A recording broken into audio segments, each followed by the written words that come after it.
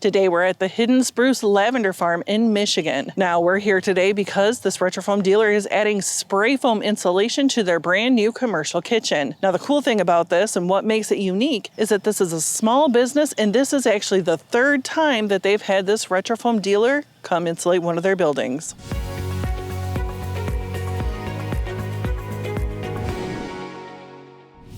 So what will they be doing here in the commercial kitchen at Hidden Spruce Lavender Farms? Well, let me tell you, because it's pretty great. So lavender, it can be used in anything, and they plan on making cakes, cookies, muffins, all kinds of things that they can actually infuse the lavender into. Now, they already offer really great things like body wash, skincare items, oils, but with this kitchen, they're going to be able to do more baking. They're going to have freshly squeezed lavender lemonade. And I don't know about you, but that sounds pretty great. So all of that they're going to be able to do here in the kitchen. And they use other types of flowers that they grow here on the farm. So all of it is locally resourced from this farm.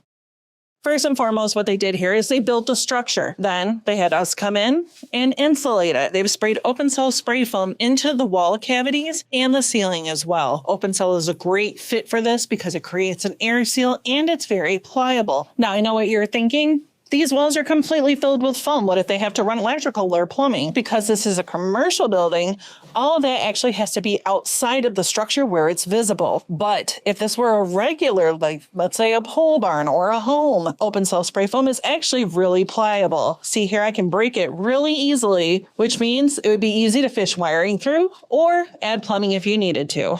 Now, as you can see behind me, one of the crew members is going through and he is cutting and filing down this spray foam. Had this been a project where they use something like closed cell, it would be a lot harder to cut back, and that's why open cell is actually a really good fit for this project. They're able to cut it down right to the stud so then the drywall can be attached later. There's a lot of foam here on the ground, and I don't want you to be concerned. Once the crews are done making sure that everything is flush with the studs, then they're going to roll up this plastic and take the foam all out, and everything will be good to go to get started with this great kitchen. Now, when most people think about insulation, they're thinking specifically about R value. Now, what R value doesn't take into account is something like an air seal, which is created by spray foam insulation. When we talk about a project that's like this commercial kitchen, creating an air seal is super important because in a kitchen, you've got heat, humidity, and constant temperature fluctuations. Now, when you create an air seal, that air seal is going to help that structure maintain a constant temperature no matter what the weather is outside. It's going to keep the temperature inside consistent, which is exactly what they want. When it comes to making energy efficient upgrades, I think that small business owners, they understand this better than anybody else does. Any kind of investments into those buildings and any way that you can save money by being more energy efficient, that really goes a long way.